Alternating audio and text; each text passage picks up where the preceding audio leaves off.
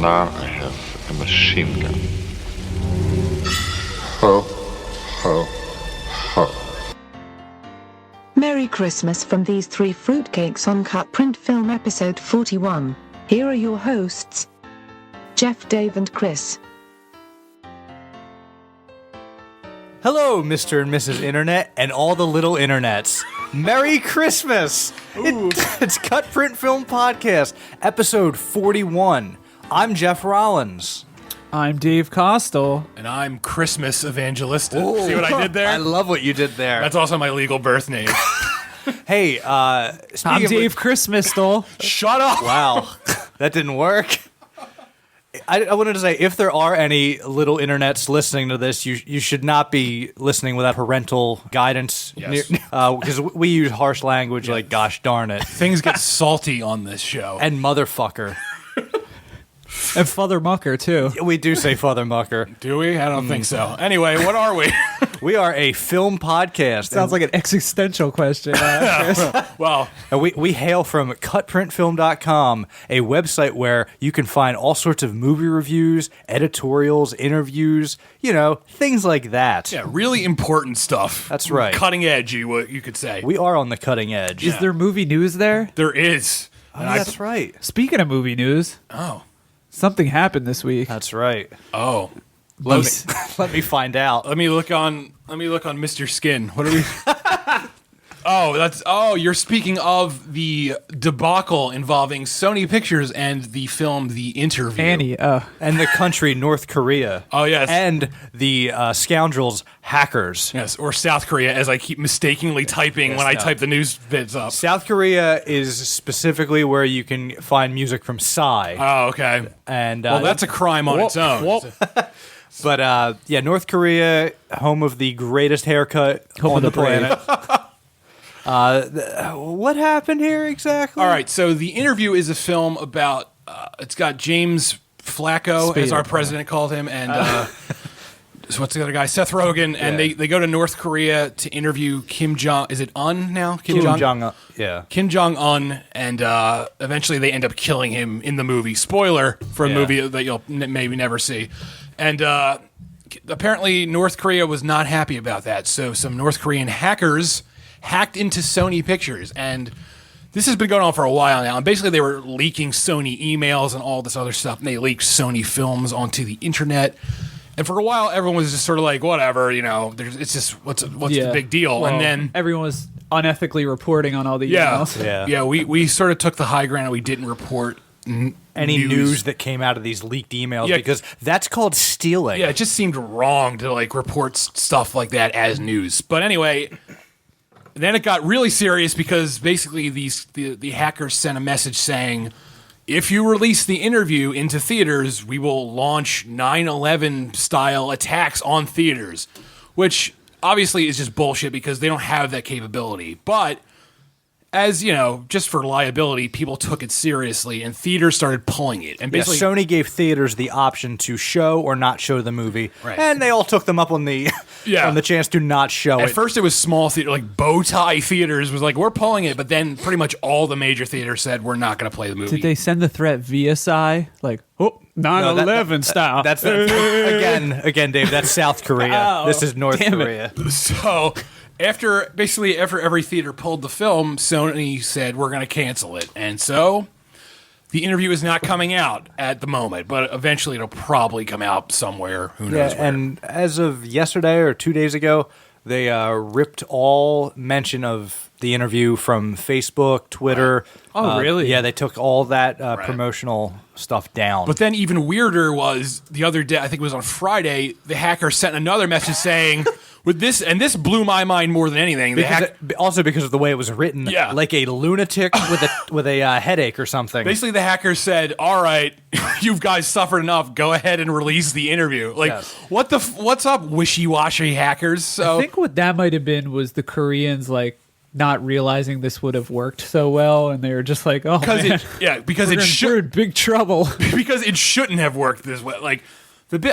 Look, I don't care about the film The Interview. I have no actual interest in even seeing this movie. But the only chance I would have seen it is if I were the one that got assigned to go to the screening and review it. Right. And I wasn't, so Yes. I would have never seen this film. The problem with is it sets a bad precedent because basically this sends a message saying if you don't like a movie that's coming out, if you bitch long enough, they're just going to give in and pull it, and that's a really bad. Yeah, that's a bad precedent to set as far as movies go. I don't know who to fault though. Like I don't. Yeah, like I could see the theater's perspective. I can see Sony's perspective. Right. I get why everyone did what they did, but still, it's just I don't know. What you fault is our culture. That's Yeah. what you fault because everybody complaining about Sony, Our culture club. Yeah, exactly. The Boy Georges and what have you. Everybody complaining about Sony pulling the interview and saying, well, we should all demand that they show it and we'll all be there first thing. Those exact same people would be the first ones to lawyer up if there were an attack at one of these screenings. Or not even that, they'd be the same people on Twitter the next day after the attack being like, how could Sony release that movie? Yeah, it's so true. Sony was in a really bad spot. Yeah, I don't fault Sony at all in this. Well, I do fault them for making terrible films this year. Oh, yes, that, I do fault them for that. Well, yeah, well. I mean, if I fault anyone, I definitely do fault theaters. Just because, again, even though I get it, because theaters don't want attacks, I think theater chains are, run by assholes, so I don't want to support them in any sort of way. Yeah, and Well, it's also, like you said, $17 sodas. Yeah, it's like enough. Like, honestly. 9/11 style already. Yeah, exactly. So, I mean, honestly, the best thing to do would be to release this VOD, or video on demand for those out there who don't know what I mean. But one thing that is probably holding Sony up for this is that the movie is insured, as all movies are insured, and basically, if Sony never releases it, they could claim insurance money on that, and they could reap a profit. Oh yeah, they're going to write this bad boy off. Right. Whereas if they release it on VOD, they can't claim that money. So they're also a Japanese company, which makes things a little trickier because you can pretty much see North Korea from the shores of Japan, which is a totally different situation than what we're in as Americans. Right. Like if they're going to retaliate, they're most likely going to do it to Japan. Right. And if the guy in charge at the top of Sony is Japanese, he is. There's no reason for him to even risk it. Right. Absolutely. So I mean, I don't love love the situation. It's a he. It's Godzilla, I believe. I don't love the situation, but I do understand. I love the situation. Oh, You love it? You mean Starring the character Wolf from MTV's whatever that is, the Jersey Shore. I don't even know the situation. I believe he's talking about his abdominals. Oh, okay. So yeah, we're done with that. We're done with that topic. I don't know. The thing that makes it I wish this were over a better movie. And again, I haven't seen the interview, so maybe it is good. But like, the interview has gone from being a movie that probably would have come out, made somewhat okay money, and then would have been forgotten. Yeah. Now this movie is part of film history. Like going forward, like film classes, they're gonna teach about the interview, and that sort of like boggles my mind. It's kind of like one of those cool anomalies in film history. You know what? Because I would be pretty upset if it was a good movie. Like if this were Inherent Vice, and they're telling me I could never see Inherent Vice, that's true. I would literally be crying right now. So yeah, I don't know. It's a very bizarre situation. I guess we'll see how it plays out because it's still not over somehow. Yeah, it's still going on, ongoing. Yeah. We'll keep you updated on CutPrintFilm.com. Check back on the 8s. Yes, add our website to your favorites and check back every 8 minutes. Not 8 minutes, every 10 minutes on the 8s. Sony updates on the 8s. Traffic on the 2s. That's right. I don't like any of this. Well, what do you like? I like this film we're about to talk about. Cool. Yes, we're moving on. That's right. I know you haven't heard from us in a while, but we did a Mel Brooks director series and it didn't go well. Yeah, because Mel Brooks, even though we all like Mel Brooks, you can't say a lot about his movies. No. But somebody whose movies you can say a lot about is Mr. Stanley Kubrick. That's right. Who is what we're going to be focusing on for the next few shows. On our director series. And hey, do we have any sort of production related to the director series? Hang on, let me look inside my top hat. Director series.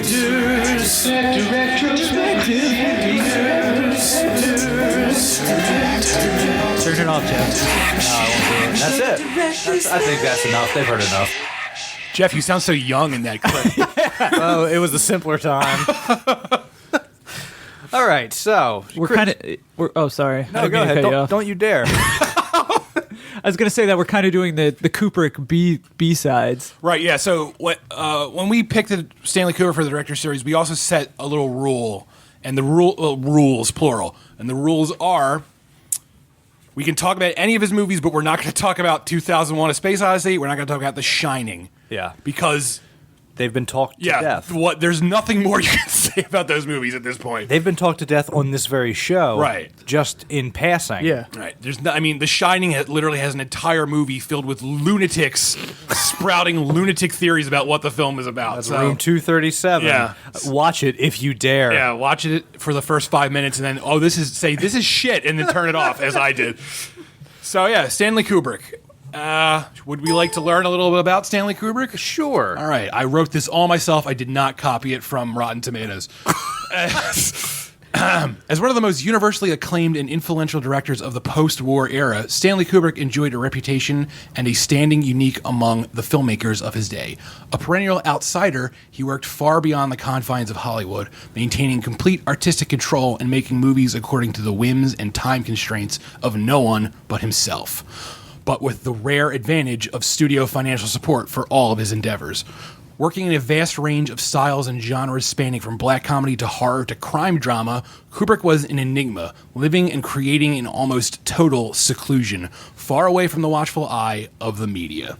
All right, yeah, Kubrick was a strange duck. There really isn't a lot. I can't think of another filmmaker like Stanley Kubrick, where he made basically mainstream, non-mainstream movies. Mm-hmm. They were outsider movies that somehow were in the mainstream. And this is going to sound like a little absurd, but the only person I can think of who does a similar thing in that sense, not Jon the film- Favreau. Is it Jon Favreau, the director of Chef? No, it wasn't him. In the sense that he's doing stuff that shouldn't normally be done as Tarantino, Right. I can see that. Because, like you said, making non-mainstream stuff mainstream. Nobody wants to see a fucking Western nowadays, but he can make it awesome. And I would say, while he's not on the same level, I'd say Christopher Nolan falls sort of into that, where he makes very mainstream movies that are close to being non-mainstream, even though they aren't. He makes very heady movies, Right, yeah. much like Kubrick did. That somehow end up being blockbusters. So that, all right, so Eyes Wide Shut. we're normally we go in sequential order, but since this is our Christmas episode, we're going to start with Kubrick's final film. And boy, is it Christmassy. Yeah, This is probably the most Christmassy movie that's ever been released. Yeah. Santa Claus is in it. There's elves. There's an orgy. Yeah. But there almost is not a single scene in the movie without Christmas lights in the shot somewhere. There's almost a Christmas tree in almost every scene of this film, and it's gorgeous too. I just loved the seeing those trees. Yeah, and you said Kubrick maintained complete control, Right. but this is the one film where he didn't have final cut because he was dead. Right. Although he did deliver basically his cut 6 days before he died to Warner Brothers. Good for him. Did they release it, his cut? Well, what happened was, Or did they just throw it in the trash? basically the cut that was released is his cut, with one glaring exception is during a orgy scene late in the film, Warner Brothers basically digitally inserted people in robes standing in front of the people fucking. So it's not on. There's two versions of the film. There's the unrated version, which is the version that's on HBO Go currently. Which is what we've all seen. Right, which is uncut. You can see all that fucking, and then there's the version. There's a lot of uncut stuff in that one. That's right. There's a version where it's really weird. It's like terrible. It's basically Gentiles. if you remember the Austin Powers films, there was this running gag where when Austin Powers is naked, people keep holding up fruit to block Right. his sexual organs. That's what it looked like in Eyes Wide Shut. Yes. Where instead of fruit, it's people in robes just oddly standing in front of all the action.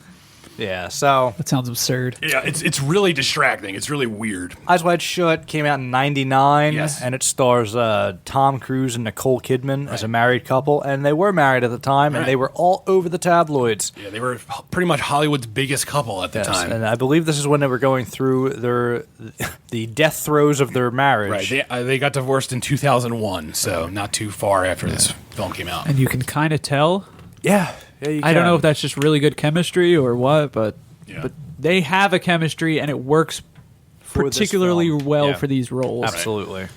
So I'll just do a brief synopsis because this movie is not really narrative focused. It's more about what's not being implied. There's more to the subtext than there is actual plot. It's not plot heavy. Yeah. It basically takes place over the course of 2 days, correct? Right. Did everybody else get Which that? was kind of jarring when like they first mentioned like, oh, it's only been a day. Yeah. Because at that point you're like, it seems like so much stuff has happened. The bulk of it happens in one night. Really, it's it's one long night and then a few things the next day. Mm-hmm. So the first 2/3 of the film is that first night. Right. So Tom Cruise stars as Dr. Bill Harford, and Nicole Kidman as his wife Alice. They're a young New York couple. He is a doctor who they're fairly wealthy. He's made his bones making house calls, as referenced by Nicole Kidman, and they go to a lavish Christmas party thrown by their friend Victor Ziegler, played by Sidney Pollack, who I love in this. He's fantastic. He was a director also. Yes, and I love. He has a really natural sort of style. He's not much of an actor normally, but he was awesome in this. Yeah, just wonderful. It's just like a sort of like natural sort of. He just doesn't seem like he's acting. It's really you get like this is an old, creep. He's got old money. Yeah, yeah. So they go to this party thrown by the Zieglers, and Nicole Kidman's character Alice dances with this silver fox. Yeah, I believe it was Count Dracula. She dances with. Yes, she dances with Leslie Nielsen, this Count Dracula, who flirts and hits on her and tries to have sex with her for approximately 17 hours. Also, I want to point out that the actor's name is Sky Dumont, which is the smoothest fucking name I've ever heard. I love that. He just looks like a guy who would be named Sky Dumont. While Alice is being drunkenly wooed by this Count Dracula lookalike, Tom Cruise is walking arm in arm with two beautiful models when he is called upstairs to assist Mr. Ziegler in a very, very bad situation. A hooker has passed out from a drug overdose. She thinks she was doing a speedball. Right. So Tom Cruise brings her back to life because he can do that type of thing. Yeah, he's a really good doctor. He's the best.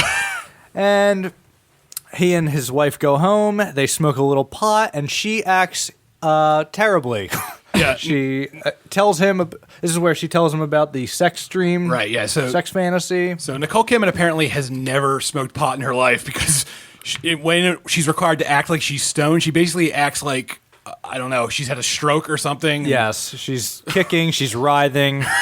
She just talks. I don't know. Really slowly. I was trying to figure out if it's implied that Sky Dumont slips something in her drink. Maybe because she starts acting very strange suddenly. If that is it, I kind of appreciate the performance more, but I didn't really pick up on that. All right, well, let's go back to that once I wrap this up. So Tom Cruise throws a fit when she tells him about this sexual fantasy and how she would have thrown her entire life away with him and their daughter for this guy just because he gave her a look. Right. Well, basically, they were on vacation a long time ago, and she saw a sailor in a bar. And just from the look, she has this whole fantasy about banging this sailor. Yeah, and we clip to that fantasy being shown. And Tom Cruise he's very insecure, so he keeps dwelling on it. So he flips out and goes for a walk, finds a hooker, doesn't sleep with her, and then he goes to a nightclub where he meets his old. I get where they were in medical school together. Yeah, they were in med school together. A piano player named Nick Nightingale, and That's Nick, a fucking smooth name. Great name. Nick tells him he's got to go. He's got this gig where they blindfold him and he plays. And the last time he was blindfolded, he saw these beautiful naked women, and just at that moment he gets a phone call with a password to get into the place.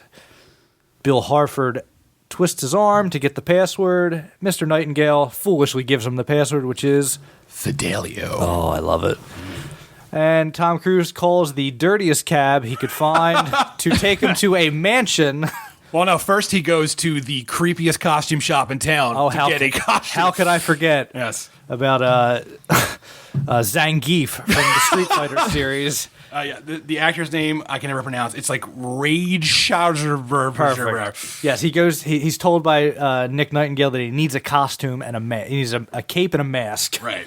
And so he goes to this costume shop where the shop owner's daughter is sleeping with two Chinese food delivery boys. They're two old Chinese men who are wearing makeup. So it's weird from beginning to end. Yes, they're wearing kabuki makeup. Yeah, it's very strange. So he gets the costume. He calls this filthy cab. He drives out into, I guess, Jersey? I guess it's like upstate New York. I Yeah, would say. it looks upstate New Yeah. Yorky. Okay, I was thinking There's like, a lot of, like like- South Orange, where it's really. It could be. But it kind of like gave me the Gatsby like West Ham vibe too. Yeah, it's this Or enormous West Egg, mansion. not West Ham. He gives them the password. They let him in, and that's when things get fucking weird. Right. It turns into the best Christmas party ever. That's right.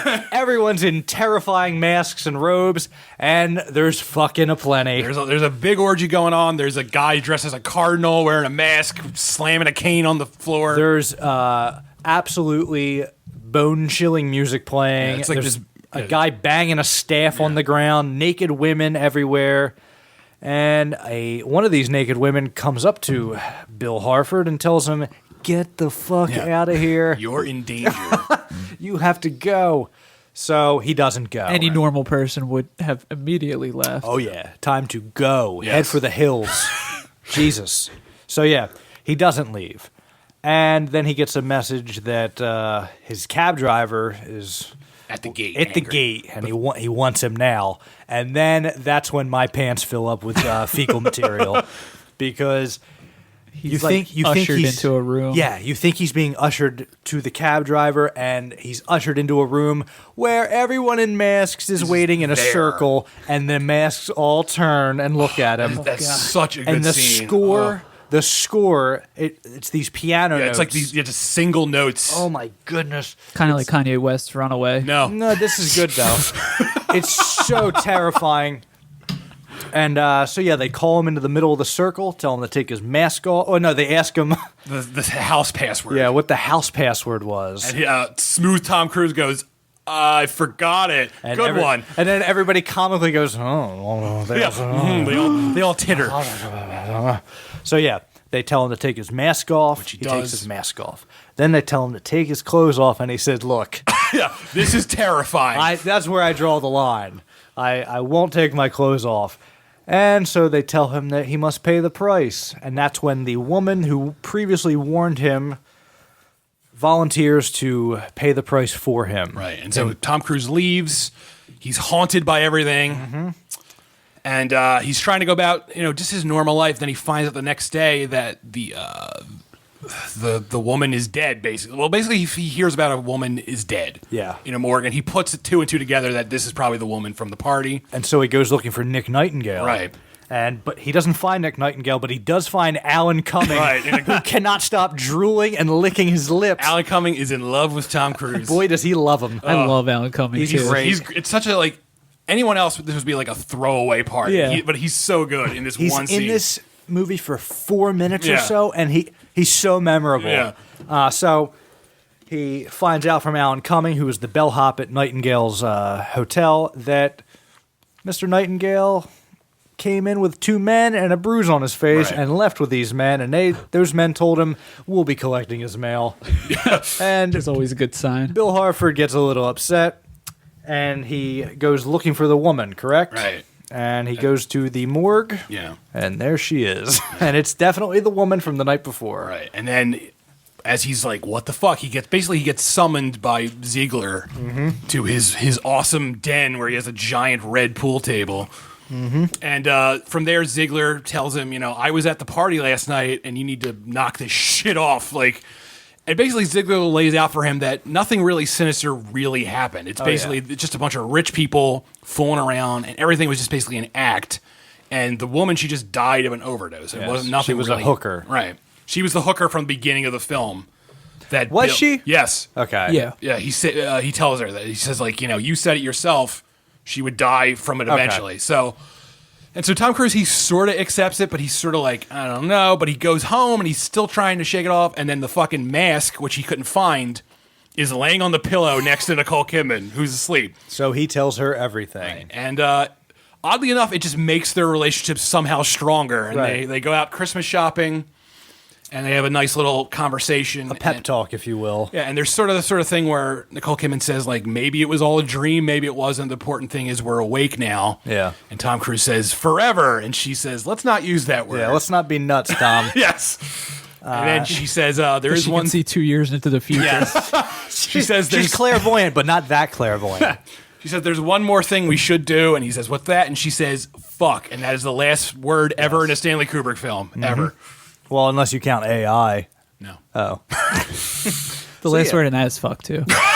That seems highly inappropriate. I think it was the audience I saw it with saying, "Fuck, is that it?" Even though I like AI, just Yeah, for the record. yeah, Anyway, All right, so lots to talk about here. Yeah. Not so much. I know that plot synopsis went on for a while, but there's not much plot. yeah, it's just It's a scenes. long movie. Yeah. This is about 2.5 hours. It's like, right? 2 hours and 38 minutes, Okay. actually.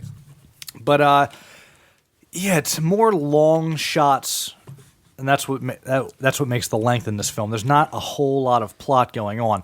This is basically sexual tension. The movie, Right. It's just like insecurities and sexual tension thrown up on the screen. Like, It sticks with Tom Cruise the whole movie, right? it's more his Thank movie. God. Yeah.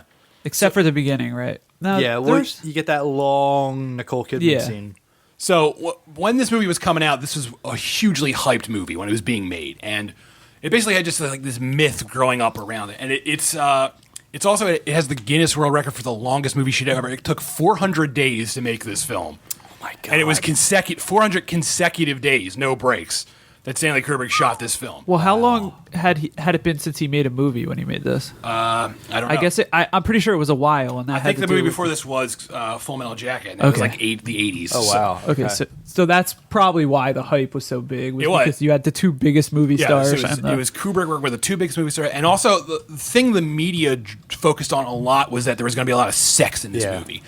And when it came out, a lot of critics were like, "Oh, that wasn't sexy at all," and because they're missing the point of the movie, and it's not supposed to be sexy. Yeah, this is about the ugliness of Right. like sex and the fallout from flirting and insecurities Right. between And, like, couples. Even when you get to the orgy scene, it's the most cold Oh, it's clinical. orgy you've ever seen. It's just so clinical. It's just people just like not even rhythmically fucking. They're just like doing it, and they're all wearing masks, so there's no emotion. And Yeah, it's there's nothing hot about this movie. No. And that's intentional, and it threw everyone off because all the hype before the movie came out was like, "This is a big sex movie." Yeah. And this was the last movie my parents ever told me I couldn't see. Like I was right on that cusp of like I'm too old for that now, but Yeah. because there was so much hype about sex in this movie, my mom was like, "You're not seeing that." And of course, that made me want to see it even Yeah. more. So We showed her. Yeah. Now we're doing a podcast. on yeah, it. I just watched it last night, Mom. So yeah, what do you think about the interactions between Cruise and Kidman in the apartment in the beginning of the film while they're smoking pot? I know you talked about her having the the convulsions. Yeah, it's just weird. I like it because I don't know, they play off each other really well, which I guess because they were married, so they better have, or else it would have been really weird. But Dave, what do you want to? You look like you have something. I feel like they're great, especially before the party, like the opening scene. Oh, I like thought that was scene. wonderful. Yeah. And she asked him, "How do I look?" He's not even looking at her. Yeah. You look great. There's a shot which it's kind of striking, just because like basically he's getting ready and she's just on the toilet, and that's like Yeah. the perfect way to illustrate how just like Married, they just are. married they are. Yeah. Because like it's just weird, even to married people. It's a like- lived-in relationship. Yeah. But neither of them felt like that kid's parent, which I guess No. maybe like was like the upper class vibe of it, Yeah. because they do have like a nanny, right? Right. Well, yeah. One of the biggest themes of the film is how I'm not gonna say out of touch, but just how like these two characters, they're wealthy, they're basically above everything, and by the end of the film, Tom Cruise has been sort of like brought back down to being like, "Oh, I'm not the hot shit I Yeah, well, thought I because he was." discovers another level of wealth above him. Right, like where- as high up as you think he is, and he has this gorgeous giant apartment and all this stuff, and he runs around the whole movie flashing his doctor's badge like he's a Yeah. cop. And so basically, yeah, he thinks he's this great. He thinks he's as high as he can get, And then by he the- spends the whole film getting knocked down, Right. whether it's by the fact that there's a class above him that he had no idea about, and also the fact that there's a group of frat guys that Yeah. call him faggot Yeah. and threaten him. Right, yeah, And they're just like your everyday guys. They pull him, knock him down a peg. He meets this hooker Domino, and later finds out that she has HIV, Right. and he almost slept with her. That pulls him back down in another notch. I love that hooker scene because you can tell. I love the way Tom Cruise is really good in this movie, and I he love that hooker scene because you can tell the character is trying to be so fucking smooth, and he just sounds like a dork, and I loved that. Yeah. But jumping back to Nicole Kidman and Tom, their relationship, because as you know, even though they're both high class, I also love that it's Nicole Kidman earlier in the film. She says she used to run an art gallery, but she doesn't have that job anymore. So basically, she's like a housewife now, and you can tell she doesn't want to be that. So she's basically dependent on her husband's money. Yeah. And it was a great, it's just like a power dynamic between them. So. So did you get I know we weren't going to talk about The Shining too much, but there's like a real Shining vibe to those early scenes. Yeah. I think there's a Shining vibe to a lot of scenes in the film. Yeah. Be it the apartment they're in, or the mansion that the orgy takes place in, or the party that they go to, which just feels like the absolutely. Overlook Hotel ballroom. Yeah. Right, she might as well be dancing with Lloyd. Grady. Yeah, Grady. But I would say that Eyes Wide Shut of all Kubrick's movie recalls The Shining most in the most way, because it's just like those striking hallway shots and the steady cams, and it's always you're always like 2 steps behind Tom Cruise, which reminded me a lot of Birdman, which recalls The Shining too. Yeah. I will say another Shining thing is when he does walk into that room where everybody's got masks on, when he thinks he's going to meet his cab driver, and they all turn and look at him. That brings to mind the scene in The Shining where the 2 twin girls. Oh yeah, Yeah. It's, When he turns the corner. It's just as terrifying. It might even be more terrifying than the 2 twin girls. Yeah. It really that scene really scared the shit out of me the other night. It's just an unsettling movie, and I love that. I love the Christmas time setting. That somehow makes it more unsettling. Just somehow, New York's definitely a character in the film, right? Even though it's clearly backlot New York. Oh, most definitely. But you get the vibe of Manhattan. Yeah. This is in Manhattan, and weird '90s Manhattan too. Yeah. And I don't know. I loved the. I don't want to. I said it already, but I just love how. I love how Kubrick just keeps highlighting how Tom Cruise's character just thinks like money fixes everything, because I think he drops like 10 grand in this one night. He runs around. He gives like the cab driver $100 bill. He has so much cash. Yeah, he's just constantly giving people money. Like he goes to get the costume, and because it's after hours, and he says, "I'll give you $100 for above the price, and I'll give you an extra." So he buys the costume, and he gives an extra $200. Yeah. For fucking a one night thing. The prostitute Domino, he gives her the money even though he doesn't sleep with her. Yeah. Because he gets a phone call from his wife. Yeah. Right. I like that scene where he's like talking about how he has to go, and he's like, "Yep, I think I do have to go." I love that scene. That's such a great That's line. one of my favorite scenes in the film, just because it's so. I just loved how much of a dork he was in that scene. And I really this performance that Tom Cruise gives is really fantastic. It's the strongest performance in the entire film. it is. It's a very passive performance, and that I like that about it, because you could kind of fit yourself in that role. It almost reminded me of his most recent strong performance in Edge of Tomorrow, where again he's this guy who thinks he's slick and he's not. Yeah. And And- he's really good at playing that. And isn't that all of us? Yes. Don't we all Yeah. think we're a little slicker than we Yeah. actually are? Yeah, when you get just Until that slight. a bunch of rowdy boys come and yell at us. Yes. Call us gay on the street, and then we're that's just just in my own house. they just break in.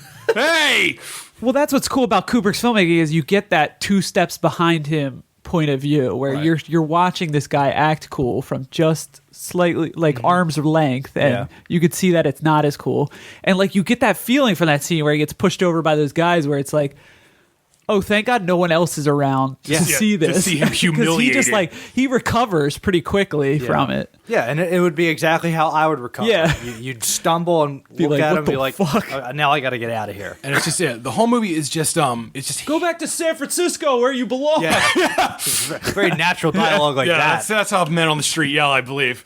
And just the whole movie, it's just basically Tom Cruise's insecurities coming back to haunt him. The whole thing that sets the movie off, this journey off, is his wife hasn't even been unfaithful. No. She just says she had a fantasy about it. And he can't handle it. Yeah, he's such an insecure jerk off that he's like, I can't take. And so he goes out in the night.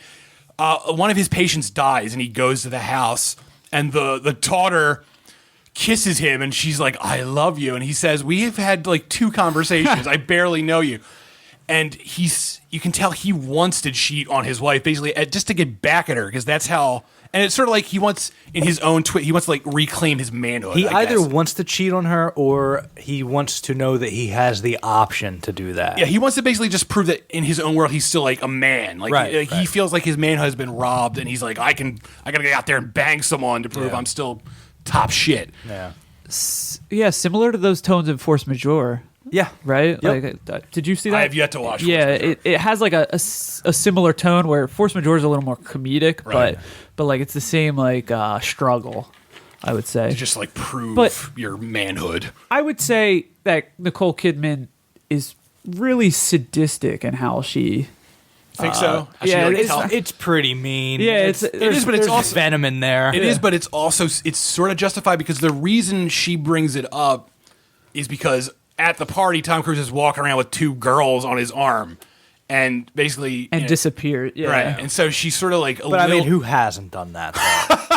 Who hasn't walked on Tom I Cruise's just arm did at it a at the party? hospital. I just did it right after my wife gave birth. To the hospital. 2 nurses came up, and you're like, let's stroll around, ladies. Yes. And yeah, so basically she brings it up to him, and he's like, well, the only reason men and women are friends is because men want to bang every woman they talk to. It's just like, what? And so I guess she's sort of being sadistic about it, but I think it's sort of warranted because he's being a sort of a caveman in his logic. He's giving her some caveman theory. But then she does it again later in the film when she brings up the dream, and then goes to the next level. I guess he's in that level, it is. just like, cool it, lady. I love that scene too because he comes in after this wild goddamn night, and Nicole Kidman's asleep, and she's like giggling in her sleep, and he wakes her up, and she's like, "Oh, I was having the worst nightmare," even though she was just like laughing her ass off. I just love the way It's almost like you were saying, like he's on this quest to regain his manhood, and he goes through all this shit and comes home, and then it's totally undone. right. He's by her He's in even bed weaker than he giggling. was before he Yeah. left, basically. Yeah. So That's a cool point. You want to talk about this more after the break? Let's take a break. We'll talk about it more, and then we're going to talk about some Christmas movies. yes, it's our favorites. Come forth and let me tell you the tale of CutPrintFilm.com, a film review, editorial, and news website. Have they got any loot there? They do. Oh, I can't find it. Does anyone know where the loot is? I have one right here. Cutprint Film has a merry band of men. Do they drop the beat? Yes, they do. It includes More Like Radio, Joystick Jerks, and Anti-Fanboy. Lemons, lemons, lemons.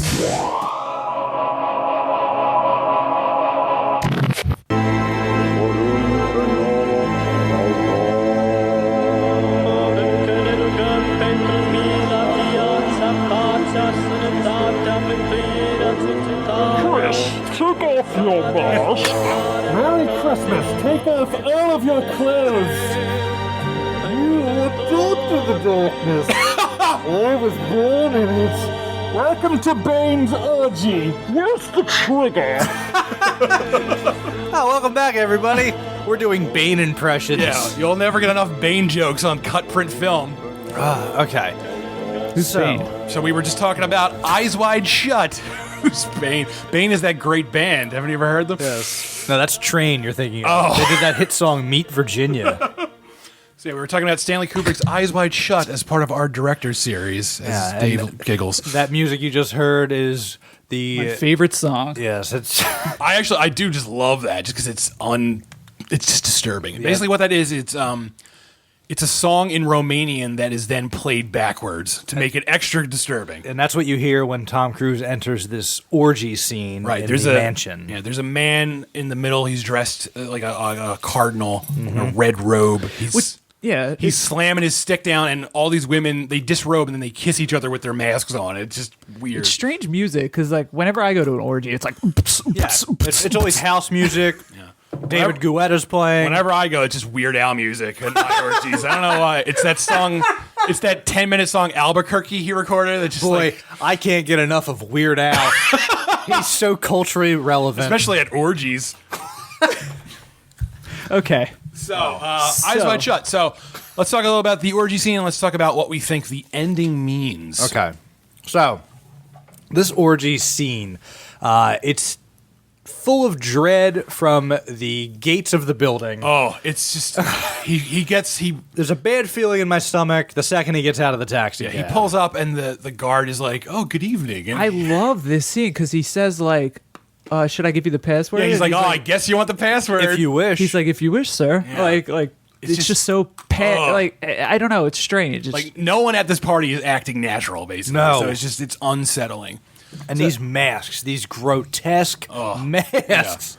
It's just nightmare. Like, his mask is it's just a sort of simple blank face, Yeah. but everyone else has these hard. There's like a moon face and all these just weird Picasso faces, basically. So one of the guys was definitely Sky Dumont, right?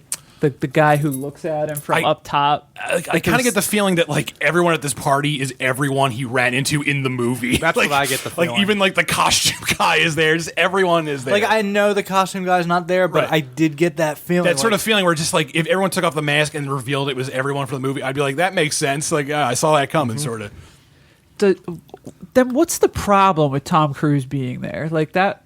I think the problem is that it's, again, even though he's rich, he's not as rich as these people are. Right, this is a power players society. Yeah, but the hooker's here. there. She's not rich. Yeah, but they're paid to be there, basically. She's there, as Ziegler said, to get her brains fucked out. Yeah, like That's- all the women there, they're hookers being That's why paid. Tom to be- Cruise was there too, though. Well, yeah, that's true. He was there to get his brains fucked out. Yeah.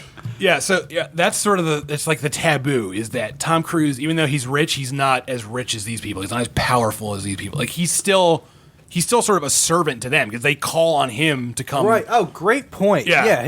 He is. Yeah. He's a public servant Right. as far as they're concerned. Yeah, as rich of a doctor as he is, he still makes house. Like they make a point pointing out that he makes house calls. Like He has to work. yeah, like, Essentially. he's a rich doctor, but these people won't even come to see him in his fucking office. He has to go to their mansions basically to treat them. That brings to mind Downton Abbey, where they make this big deal about one of the characters being a lawyer and Yeah. how ridiculous it is that he works. Right. What type of life is that to live? Yeah, and that's what like because these people they're not I think you just summed up you filled a big hole in this movie for me by saying I just that. cracked the case. You did. You've cracked it wide open, Pollock. But I mean, that's an interesting parallel too, because he's actually he's doing the same thing. He's going to their house, Right. to this party, like. But they didn't ask him to come. Yeah. So he's crashing the gate. And so that's sort of the thing. And they're just like, you didn't. So yeah, basically, the scene where he's found out is just, that's like anxiety somehow personified in film. Just like the way it's shot in this aerial shot where you see him encircled and it's hundreds of people all in masks and robes and he's just in the middle.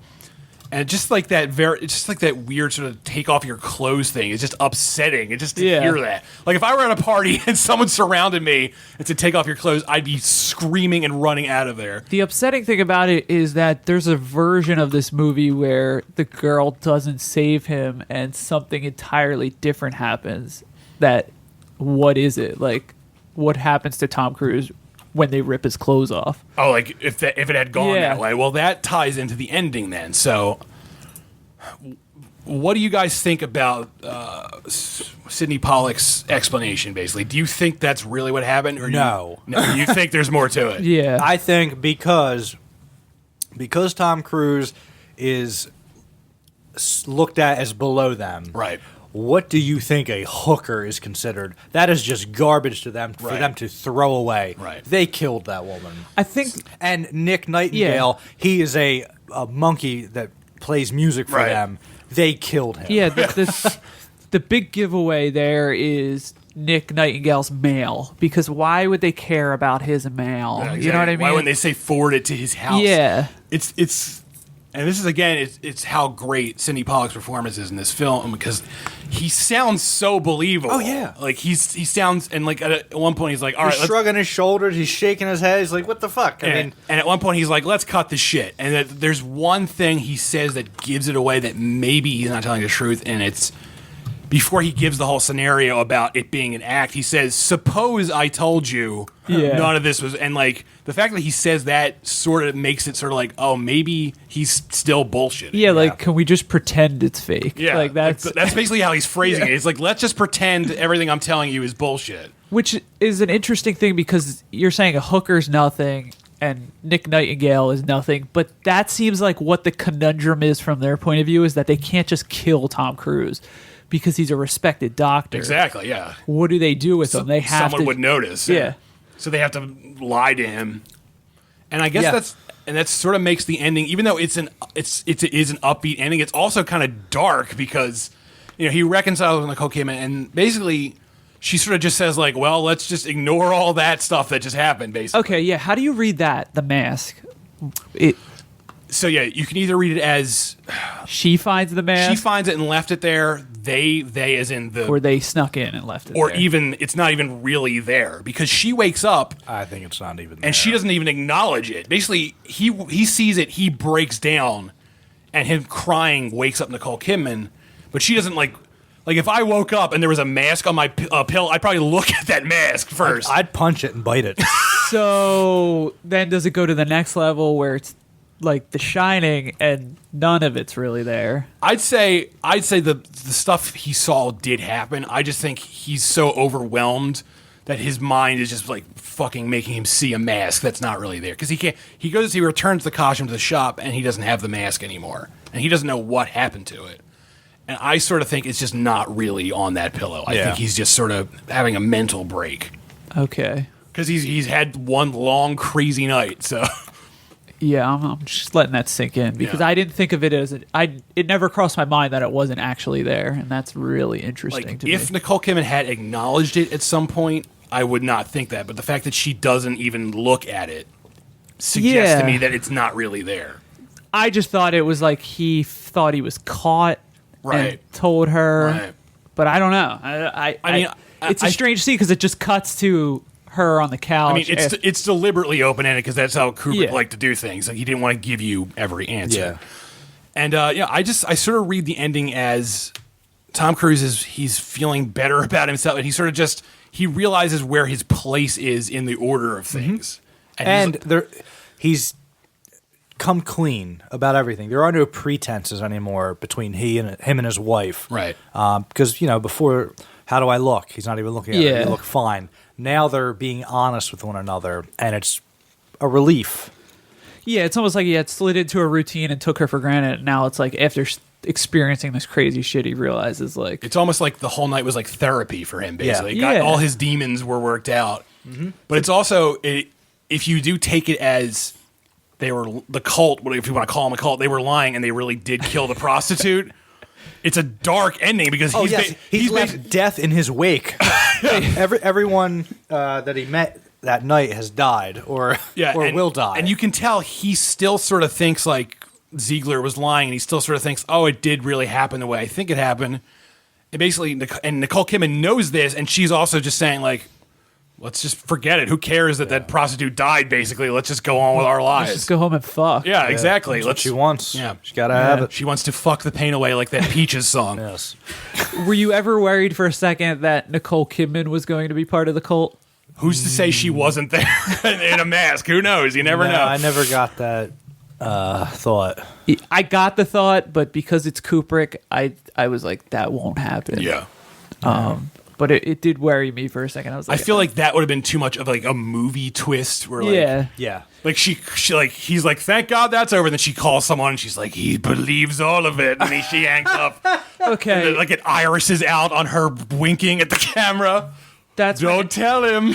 That leads to my next question, which is, did you get the impression that there's more movie here that's not like that you don't see? Like, Oh yeah, there's a million things going on that we don't. The whole movie is from Tom Cruise's point of view, so who knows how many times these people get together and have their wild orgies. it just felt like too much of a and not this is a negative thing, but just like a glancing blow almost. Like you're not seeing it. I kind of love that because I love that the movie hints that there's this whole other world that Tom Cruise, he's only basically like scratched the surface of. And he could have kept digging and found out more about it, but basically Sidney Pollack is like, fucking let it go. And he does. Yeah, it's a very good movie. Yeah. And after talking about it, I appreciate it more. Oh, yeah.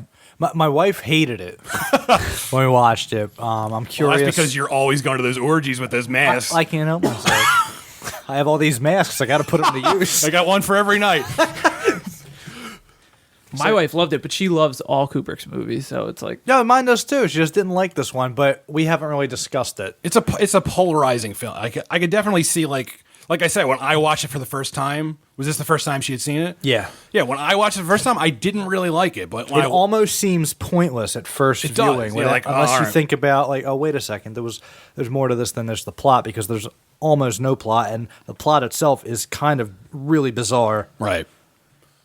So There is something sexy about the movie, though. Like, Oh, yeah. I Yeah, mean, like- yeah. well, the opening scenes of Nicole Kidman are absolutely yeah, there's like this... one of the most erotic things I've Yeah. ever seen in film. And even like when they keep flashing to the fantasy that Tom Cruise keeps having of her with that sailor, that Aaron that's Eckhart very like lookalike. seductively filmed. Like it's like a cold sexiness. Yeah, it's a strange blend that kind of like, it's repulsive and it's like taboo almost. It's sort of like if you're into that sort of thing, it's really sexy. Like, and like we said, there's sexual tension in just about every scene, aside from the one with him and Sidney Pollack at the end. Right. There's sexual tension throughout. When he meets with Domino the hooker, when he meets with her roommate later on in the film, there's sexual with tension. yeah, the whole movie- the the- costume guy's daughter. Yeah. Costume guy's daughter. The whole movie is Tom Cruise encountering women in some sort of sexual situation. Like the daughter of the dead patient kisses him. The daughter of the costume guy is like clearly flirty with He's got him. two women on his arm. Oh, we've got to put him out that where Tom Cruise goes back to the costume guy, and basically, even though the costume guy was screaming at these men, he's now perfectly okay with it, and it's implied that he's basically pimping his daughter out, which is an insane sort of thing. Another thing, more misery in Tom Cruise's wake. Yeah. Yeah, what is that scene? I don't understand. Her face is so hard to read because she's like, I think she's mentally ill. is that what it is? She never really talks. I got. There's She looks some type dead of, in the eyes, There's something. There's a mental illness or something going on Yeah. there. because she's whispering to him the whole time, Right. but you're not privy to what she's saying. And I mean, that scene basically that's there to make Tom like that's sort of the scene that makes Tom Cruise be like, I got to find out about more what happened last night, because he would have probably just dropped it, but just seeing the costume guy go from this like, oh, you defiled my daughter, to being like, it's fine. He's like, oh, I need to check my priorities. Yeah. And there's a lot of Christmas in it. I love it. Yeah, a lot of Well, trees. Like we said, Santa it's- Claus shows up. Ho ho ho! Yeah, he's at the orgy, I believe. All right, so yeah, I guess that's our discussion on Eyes Wide Shut. So, what are we going to be talking about next week? Do you want to go back to the beginning? We're going to start in order now for Sure. Kubrick. All right, we're going to be talking about The Killing, which is one of Kubrick's. I want to earlier films. feel your bones on my bones. I don't know what we're doing. I don't know what's happening there, but anyway. Dave. I don't know if you have The some sort Killers. of Tourette's. Oh. Oh, Yeah, we're going to be talking about Stanley Kubrick's The Killing, not the AMC show that got canceled 10 times. Or the band, The Killers, which is not even the same see, word. you're using a different tense of kill. I don't. Okay. All right. Speaking of how much we hate Dave, it's Christmas time. So let's talk about our favorite Christmas films, shall we, gents? Let's. And even least favorite if we have one of those. Yeah, well, I think we all have a least favorite Christmas movie. Yeah. So when Christmas time comes around, what do you guys find yourselves you have to watch every year, basically? Dave, you want to go? Well, I make a point to, like, when I come home Christmas Eve night, to put on It's a Wonderful Life. Okay. It's That's the a good Christmas tradition. movie. I agree. I love that movie. Right. And it love it. always shocks me how goddamn long it is. Oh, it's like I think it's like 7 hours long. It's a long movie, but Because I think there's like 2 hours before it's even Christmas. It's just like telling his whole life story. And Yeah. then it's like, oh, it's Christmas. I always forget that. Yeah. I always forget the origin. The childhood. Yes. And there are years where I've just cut right to the bridge scene. It's like and watched it from it's there. like a novel in film form, basically. Yeah. It's I love that movie.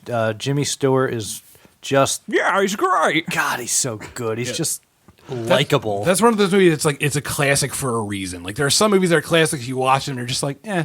But that you watch, you're like, oh, I get why this is a classic. Yeah, it pulls all the right heartstrings. Right. It's a good movie. It's one of the greatest movies of all time, I'd say. I would, in probably. the top 10. I'd agree. I don't know if I'd say top 10, but it's definitely a great. It's definitely, if I wrote a book, 1001 movies you should watch before you die, I would include it, I'm 8 sure. million films to watch. Wow, you should before write you that. die. I don't think anyone has.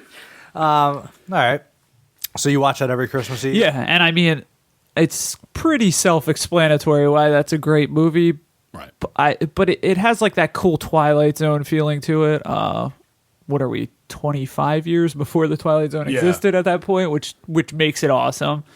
Yeah, there's probably like 20 Twilight Zone episodes that have the same premise as this movie. Yeah, I believe. Well, the ending of It's a Wonderful Life, he's a robot, right? Yeah. No, the ending is he's like, "What planet have we been on?" Oh, yeah. And then someone goes, "It turns out it's Earth." Everyone else dies, but his reading glasses are broken. Oh, Okay. See, that makes sense now. I get it. It's a conundrum. Every year, I think the movie I have to watch, and I've yet to watch it this year, so I should remedy that this week, is National Lampoon's Christmas Vacation. Yes. I know everybody loves this movie. I know everybody else probably watches it too, but I never get tired of laughing at the same goddamn jokes. That's of all the vacation movies, that's my favorite, honestly. It's so good. I mean, next to Vegas Vacation, You can't beat that. a modern classic. Yeah. The cool thing about that movie is that after you've seen it 1,000 times from watching it every year, when you watch it again the next year, there's something You miss. There's a joke that Yes. you didn't catch before. I call it the Ghostbusters effect, where there's so many jokes that you're laughing over them. And yeah.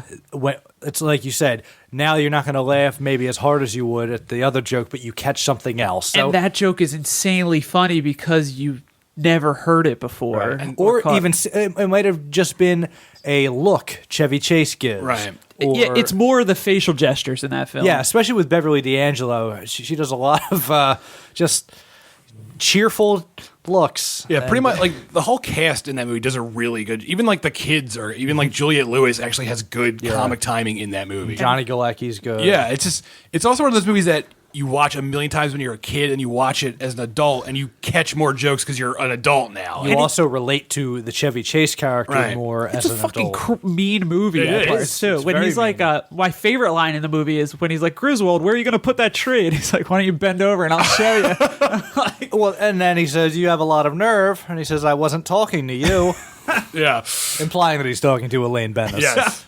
And I miss when Chevy Chase was funny because he's not anymore. Like what? He's so good. Fletch. Yeah. The vacation movies. Like you watch. Miserable human now. He is, and like you watch Christmas Vacation, and he's not only is he funny, but he's like a good actor in that film. Yeah. And now he's just a turd. Yeah. I don't know what happened to him. But yeah, that's the movie I watch every year. I never get tired of it. The Christmas lights thing. Chevy Chase in this. Clark W. Griswold is my stepfather, Don.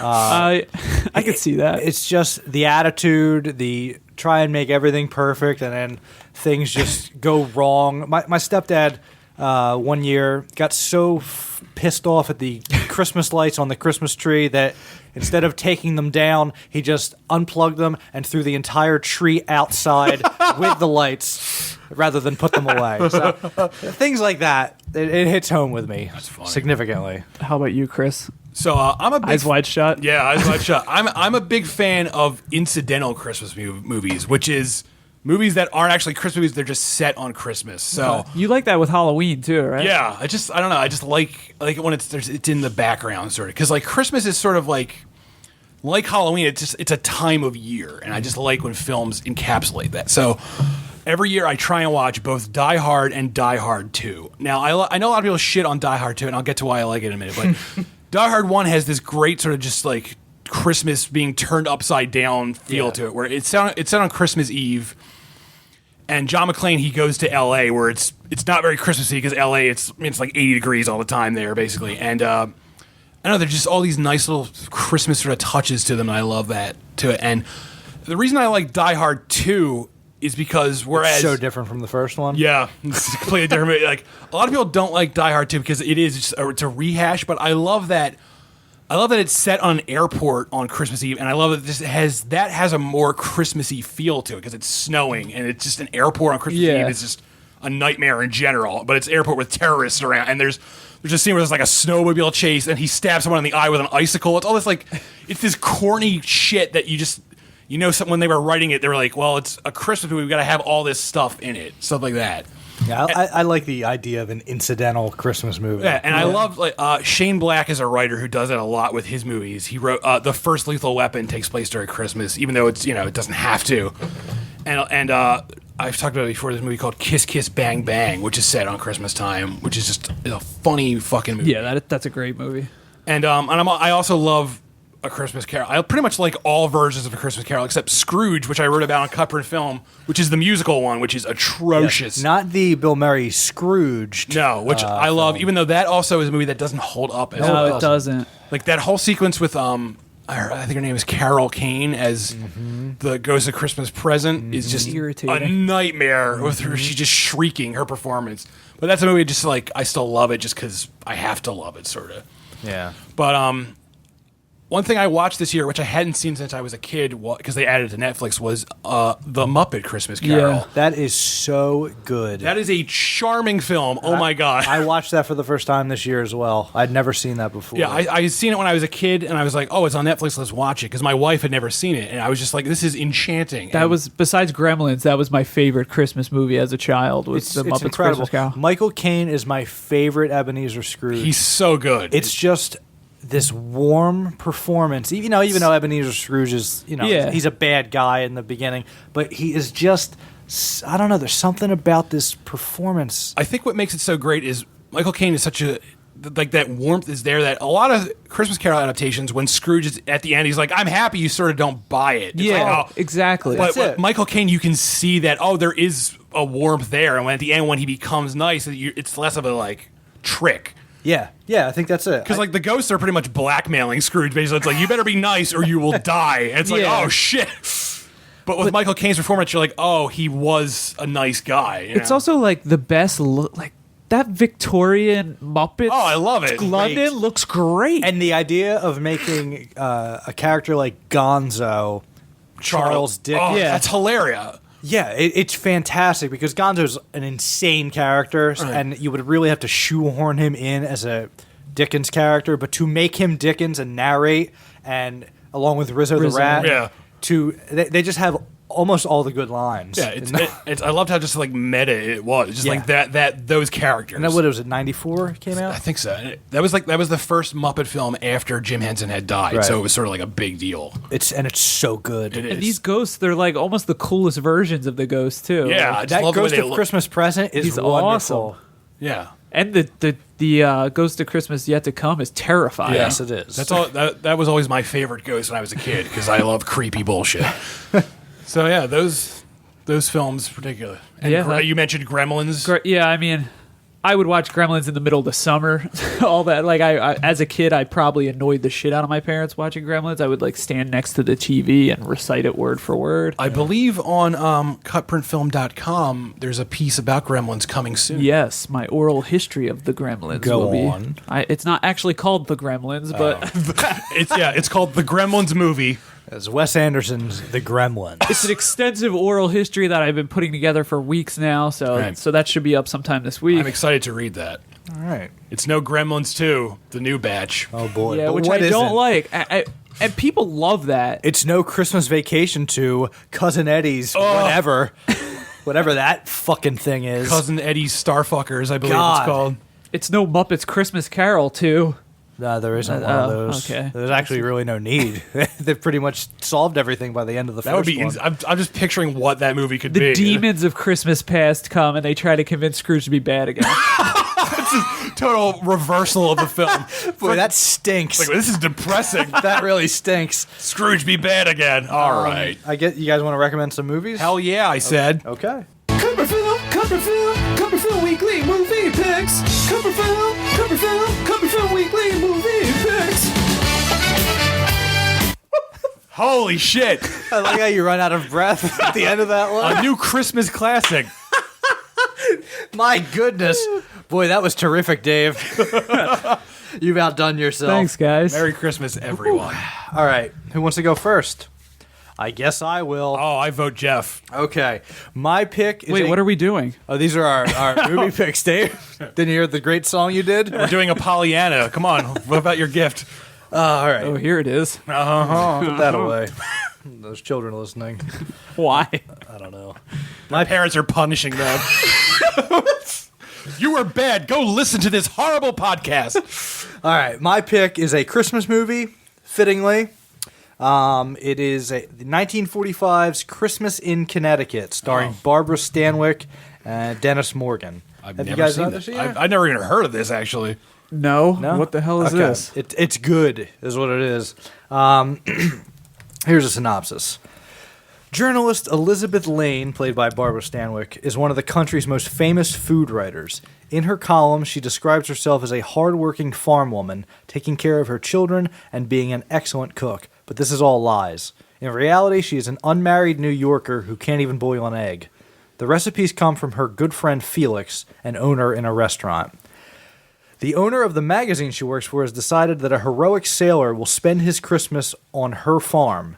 Miss Lane knows that her career is over if the truth comes out, but what can she do? And basically what happens is she has to agree to marry this man who has been pining for her because he owns a farm and he will help her out. He will take part in this ruse to have her host Christmas dinner for this sailor who thinks that she's a farm owner, and if she doesn't do this, she will lose her job as the food writer for this magazine. It's really funny. For 1945, the humor is pretty modern feeling. Is it as funny as Funny Farm? No, that's an abysmal movie starring Chevy Chase. I just want to point out, I actually had heard of this movie because in 1990, I just looked it up to confirm. In 1992, there was a remake of this made for TNT, for TV. Wonderful. Directed by Arnold Schwarzenegger. Well, his only directorial effort is the remake of Christmas in Connecticut. He does have a distinct visual... Yeah, when I think Christmas movies, I think Arnold Schwarzenegger. Well, of course, Jingle All the Way. When I think biceps, I think Arnold Schwarzenegger. Yeah, well. Not so much Christmas. So yeah, Barbara Stanwyck is fantastic as the woman who is posing as a food writer. She's also beautiful. I was just shocked how gorgeous she looked, even with the style of 1945. But yeah, it's such a fun Christmas movie. And it's one of those incidental Christmas movies. It just happens to take place on Christmas. Yeah. There's no gift giving or anything like that. Right. It's really just this romantic comedy. There's none of that Jesus bullshit. None of it. Thank God. We wouldn't have it. So yeah, Christmas in Connecticut. Nice. Hallelujah! Holy shit! All right. You ready to go, Chris? Flawless. Yes. I thought I had recommended this before, but I did a search on CutPrintFilm.com search bar, and I didn't. But if I had, I'm sorry. I'm going to repeat it again. So this is also a Christmas movie, and it's also a Shane Black film that he wrote, and it is The Long Kiss Goodnight, which is similar to Kiss Kiss Bang Bang entitled. Oh, do tell. All right. So, like most Shane Black Is there any films, kissing in this movie? there is, and it's long and it happens at night. So, like most Shane Black films, it takes place during Christmas time. So it's sort of like The Bourne Identity. So Gina Davis, she plays a housewife who basically they found her in a field a long time ago with amnesia, and now she's a housewife. She has a daughter. It's a regular overboard. Yes. So she has this happy life, but then she starts remembering these flashes of like violence from her past, and she starts being able to do these crazy like.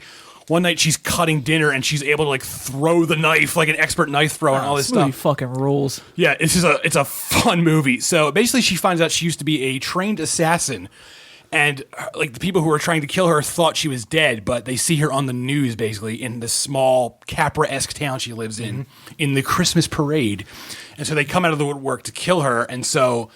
Basically, she hires a private detective played by Samuel L. Jackson back when he was like really cool, not just a parody of himself, but like acting Samuel L. Jackson. And so they team up, and they just basically the whole movie is just them trying to outrun these assassins, and it's a ridiculous movie. It's so over the top, but it's so much fun. Gina Davis is really good in it. Gina Davis, we talked about her in The Fly and how she was great in that too, and she's sort of like an actress people have forgotten about, but. she's really good at playing like an ass kicker in this, which you wouldn't think from her. But she's tough and she shoots a bunch of people, and it's funny.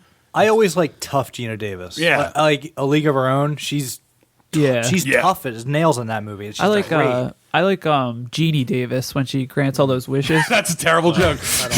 I don't like that joke. And this movie contains one of my favorite lines in film history. I had mentioned it in one of our CutPrint Film lists, where Gina Davis, when she kills the bad guy, she shoots him to death, and then she yells, "Die screaming, motherfucker," which is my favorite line in film history. That is a good one. Oh, it's so good. I like that. So my pick is 1996, The Long Kiss Goodnight. Hallelujah! Holy shit! And that clip, it's gold. Sorry. It really is. My pick is 2014's Happy Christmas. Oh, I was going to pick this today. I've right. yet to watch it. I'm It's in my glad you queue. didn't. It is on Netflix, so you can watch it. Directed by Joe Swanberg, one of the forefathers of the mumblecore movement. Yeah, he's a mumblecore darling, I believe. I am not a fan of Joe Swanberg generally, but this No. is a very good movie. I agree. Same here. And I was expecting to hate it because nothing against Joe Swanberg. That's just, it kind of grinds on me, those movies where everyone's just like acting We're awkward. just hanging out, and I liked Drinking Buddies. That was him, right? I thought that Yeah. was That great. is him. I enjoyed that. I've yet to see that. I didn't enjoy that as much as this one. Right. This one's I love the title of it, though. It's great. yeah, everybody's just drinking. And their buddies. Happy Christmas is good mainly because the characters feel so authentic. Like that's something I love. Like the dialogue's very authentic. There's no over quirkiness. Like it never feels writer's roomy. A lot of his Which is movies they're like improv, right? Yeah. Just like the actors just do with the thing. Like, yeah. And that's what I hate about like these hipster comedies is that everything's like writer's roomy, almost like Sorkin hipster, but this isn't that. Yeah. This is very, very naturalistic. There's a lot of like. Yeah. Anna Kendrick says like about 1,400 times in the film, and it that alone just comes off as, oh, this is just natural. Yeah. And her character is kind of hateable, but it works. And like, there's just like a cool warmth to the film. Like it's very family oriented and like without being like too Christmassy, it feels like Christmas. Thank God they released this movie in June, I believe. Yeah. Makes sense. It's a cool movie. The synopsis is just this girl Jenny, played by Anna Kendrick, moves in with her brother and his wife, and they have like a 2-year-old son, and she's as like her rent. She's supposed to take care of the son sometimes, but it becomes immediately apparent that she's completely irresponsible. Doesn't she have like a drinking problem? She or something? certainly does. Yeah. And she burns a pizza in the middle of the night. It's like all and this. And this pizza creates more smoke than I've ever seen in my entire life. And it's just like stuff like that's not that big of a deal. But if someone was living in your house doing it, it would be the worst thing ever. And there's a cool meditation like how this difficulty actually makes everyone in the family grow a little bit, and like I like it. Yeah, Sounds it's good. cool. And I love Anna Kendrick, and she's like she's one of those actresses just like naturally charming. I feel like. Yeah, and that's why this role is strange because she's kind of she's playing like A jerk. bad, but is still likable in the role somehow. Because she's playing a real person. It's not a character that's like so over the top, Oh, it's hateable. not like the stepdad in Boyhood. Nope, absolutely the not. number one film of the year, everyone. Nope, she plays an actual person. I hear Boyhood is the best film ever fucking made. No, you're wrong. She she plays a character with dimension to her, and she's almost as though she's someone in your own family that has problems, but you have to. A real human, you mean? Yes, Oh, if you will. Oh, I missed those characters in the film Boyhood. But what about the boy in his hood? Oh, yeah, I guess he was fun, I guess. 2014's Happy Christmas. Oh yeah, I wanted to say Melanie Linsky plays. She's great in this. She's Joe a- Swanberg's wife in this film, and She has a Australian accent. She's 'cause great. She's from Australia. She's a great awesome. actress. She's in a movie I recommended a while ago called Heavenly Creatures, and she's excellent in that, too. All right, yeah, that's about it, right? That's all we got today. That's all she wrote. Oh, isn't this nice? You guys Merry Christmas, everybody. Yeah, I hope everyone out there in CutPrint Film Land does have a Merry Christmas. I do too. hang a shining star upon Or a Happy Hanukkah. Yes. the highest podcast. The highest podcast. Yeah, that sounded like we smoked weed. I believe that would be the Smodcast. All right. Oh boy. So What should we talk about? Let's if you're out there and you're looking for something to read, why don't you go to cutprintfilm.com. we will have articles next week, unlike every other. Yeah, we're not shutting down. We Yeah, have plenty of stuff. We're not taking off because what the hell else are we going to do? So Yeah, exactly. So yeah, go to cutprintfilm.com. You can find us on Twitter at cutprintfilm. Right. Tweet and us. Facebook.com/cutprintfilm. Won't you be our friend?